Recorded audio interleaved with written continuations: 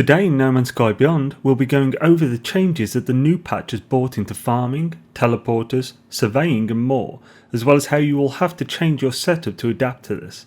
The patch in question is suspected to be 2.13 and is currently in experimental on Steam only, as it's beta testing.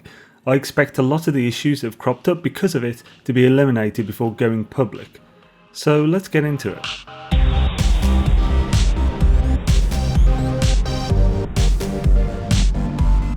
First off is the survey device. It's a quick and simple change, but it is sadly not as good as you are expecting, yet at least. The patch note is, improve the survey device to allow players to select which type of hotspot they would like to search for. Now this sounds great, but it's being implemented poorly. Hotspots are generated on planet surfaces. The survey device works by showing you the closest hotspot to you at the time and even tells you how far you are from it. Think of this as a sort of honeycomb style thing, but not remotely neat. Previously and still currently on public, stepping over one of those lines would switch the hotspot you are detecting, as you are now closer to a different one. The change they made allows you to focus on only a single type of hotspot, being deep mineral, gas cloud and electromagnetic. The issue is, it doesn't always show you the nearest one. Instead it will show you the nearest one only if you are within 400 U of it. So there are huge spaces on all planets where it will simply say scanning. The strange thing is, the system does work and will fully show you the nearest one no matter where you are, provided that you have already found and analysed that hotspot. So the system is set up, it is just limited to 400 U of it before you have analysed it. This kind of makes sense in an RP standpoint, as you have to be closer to be able to first discover it, but from a gameplay perspective it isn't much better than before for finding single hotspots. And it's far worse for finding multiple at the same time that you'd have to keep switching, which for me would almost double the time it takes me to map an area, as I like to go a tad fast. Now don't get all up in arms, this is such an obvious mess up that I'm pretty confident they will fix it before the patch goes public. It shouldn't be too difficult of a fix either. Next is short range teleporters. Short range teleporters are now far more limited than they were before. Previously, any teleporter connected to the same electrical grid as another would work between them. If there was more than two on the same grid, it would choose one of the options to send you. There was no way to control which one you went to, and saving them reloading could change which one. The way we got around this, allowing for more than one pair of teleporters in a single base, was to use multiple separate electrical grids with only a single pair per grid.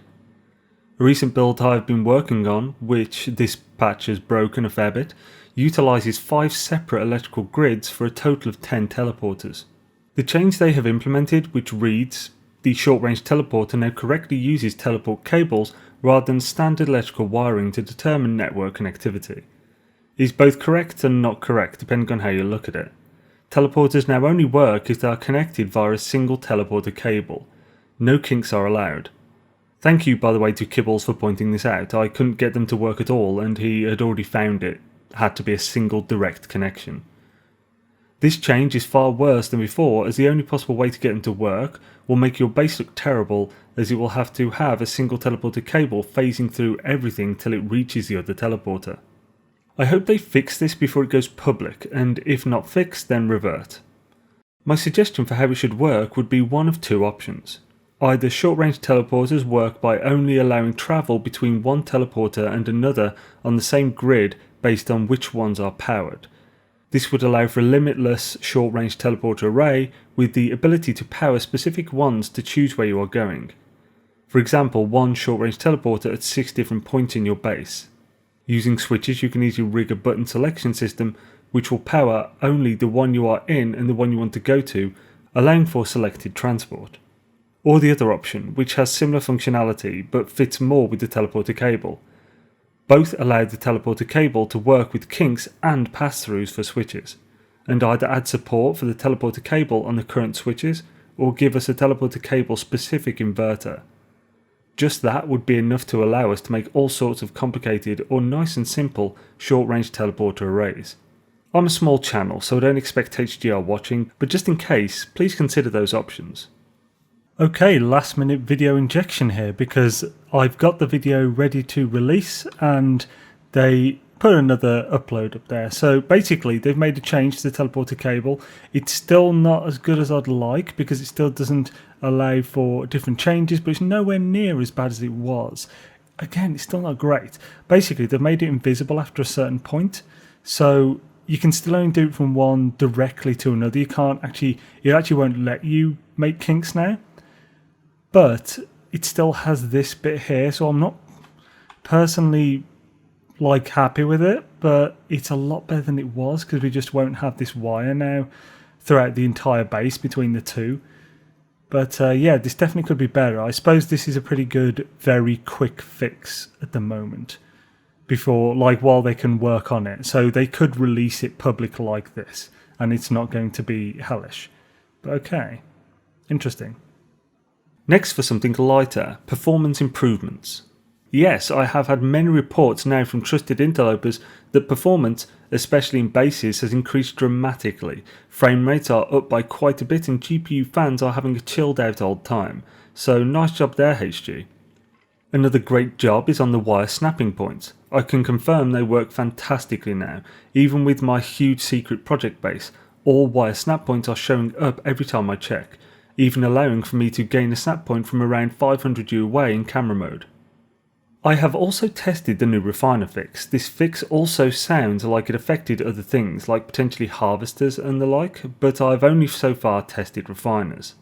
If you're not sure what I'm on about, it is that often items that you put in refiners and left there would disappear, gone forever usually. In my chlorine loop mega farm I have 50 large refiners in one building. While doing this loop, some refiners just lost what was inside them without me even leaving the building. When looping back round to them, the contents had gone.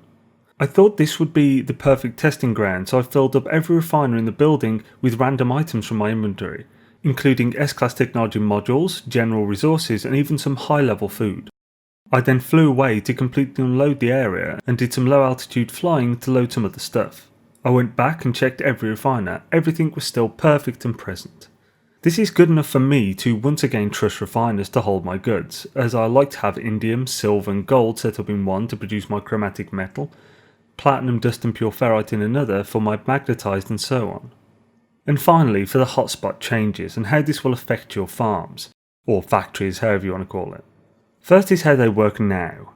This is that the hotspot has a center. From up to 100 U from this center point, which is where you analyze it and so on, it would give you the full amount that hotspot produces, which for electromagnetic is 150, 220, 250 and 300 for C, B, A and S class respectively, per electromagnetic generator placed within that 100 U or so of the central point.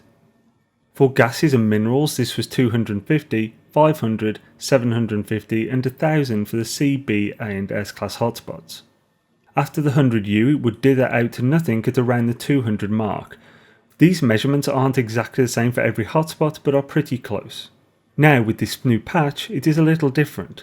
The center provides almost full density, but from every hotspot I've checked, never absolutely full, usually 1 to 3% lower than the maximum it proclaims, but then dithers out to zero density from the get-go.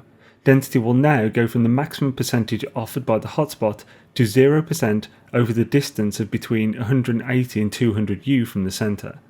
The distance at least appears to be related to the class of the spot. The C classes I tested hit 0 within 3 U of 180 U from the center, and the S classes hit 0% within 3 U of 200 U.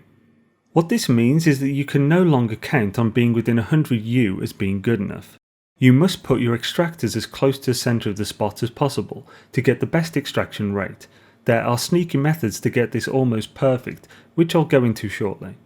As for the amount that the sites now give, it has changed. The survey device won't even tell you the rate it offers anymore, and instead gives you a density percentage. The maximum percentage of the hotspot as well as the percentage of your current location. Electromagnetic hotspots have not at all changed as far as the maximum that each spot produces, but they do also dither off of distance right away. Gases and minerals now produce 40% for C class, 60% for B class, 80% for A class and 100% for S class, which after some testing on multiple sites and backwards mathing it up, means C class offer a maximum output of 250, so no change there. B class offer 375 at max. A class offer 500 at max and S class offer 625 at max. I've not yet tested every possible type. These numbers are 100% correct for oxygen and activated indium. I will be performing further tests on other sites, but with data from the files it appears to confirm that each gas and mineral hotspot now uses these numbers. To maximise the number of resources extracted by each unit, you will want to place the units as close to each other as possible. A big thing to recognise is that the radii of the hotspots are 2D. The zone is more of a cylinder than a sphere, meaning that you could make a large tower in the central point with each extracting the maximum amount possible. This is very easy for electromagnetic generators as they can be stacked by default. I've done this myself on a few occasions purely for aesthetic reasons. I think it looks pretty cool to see a giant glowing tower with wires stretching across pylons to my base. For the two extractors it is a little more tricky but can be done. By default they do not stack, and this makes sense, but you can glitch build them on top of each other. The mineral extractor is super easy to glitch on top of each other. You simply adjacency glitch from the wire to the extractor on top of the previous one and hey presto. You've got a mineral extracting tower of magic. To adjacency glitch, you just position the item you're glitching from. It needs to be in a green state and you must have the building supplies for it as well as what you are glitching to. You then press to build and the arrow key to move to the item you want to build next to it at the same time. It may take a few tries. The gas extractor is far more frustrating to achieve. You must use what is known as the wire glitch. This involves green lighting the item you wish to build, then switch to the hot menu for wires deleting and colouring. This needs to be set to the wire. Then position the wire to the location you wish to build the item and simultaneously let go of the key for that menu and press to build. This method can take like 10 minutes to do a single one. It is frustrating as hell and I dislike it very much, but it does allow us to do things we otherwise could not. A big nod to Kibbles again for finding that method. If you want to learn more about building and glitch building, check out this 30 tips guide. It's long but has a whole lot of information packed in there.